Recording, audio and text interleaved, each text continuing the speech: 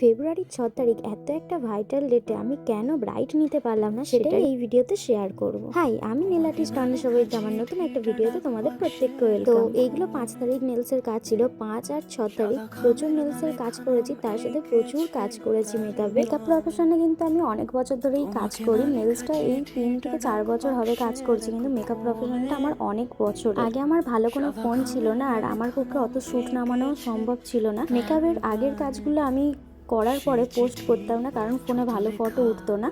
যাই হোক, নেলটা শেখার পরে থেকে নেলসের কাজটাই যেহেতু বেশি করি, সেইভাবে মেকআপের পোস্টও আমি দিতে পারি না। 2025 ফেব্রুয়ারি 4 তারিখে ফোনটা কেনার পরে দেখে আমি 2025 আর এই 2026 প্রচুর মেকআপের কাজ পেয়েছি আর প্রচুর কাজ করেওছি। ফেব্রুয়ারির এই 6 তারিখ আর 8 তারিখে একটা ভালো বিয়ের ডেটে আমারও পড়েছিল ব্রাইড। কিন্তু ব্রাইডরা আমাকে যখন বুকিং করে তার আগেই আমি অনেকগুলো মেকআপের কাজ নিয়ে ফেলেছিলাম। আমি বলেছিলাম আমি ব্রাইডাল দুটো করতে পারবো, কিন্তু বৃদ্ধি আর গায়ে হলুদ করতে পারবো না। কিন্তু তারা আমার কাছে গায়ে হলুদ, বৃদ্ধি আবার ব্রাইডাল লুকটাও করতো।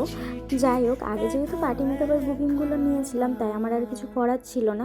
আর দিনের দিন এসে তো আর পার্টি মেকআপগুলো আমি ক্যান্সেলও করতে পারি না। এই ভিডিওতে সমস্ত পার্টি মেকআপের ভিডিও বা ফটো নেই, কারণ আমি ওই দিন দুটো লোকেশনের কাজ নিয়েছিলাম। একটা লোকেশন ছিল অনেকটা ডায়মন্ডে, ছিল অনেকগুলো কাজ, তারপরে ডায়মন্ড থেকে আর একটা লোকেশনে গিয়েছিলাম, যার জন্য আমি আর ব্রাইট নিতে পারিনি, যেহেতু দুটো লোকেশনে আগে থেকে বুকিং ছিল।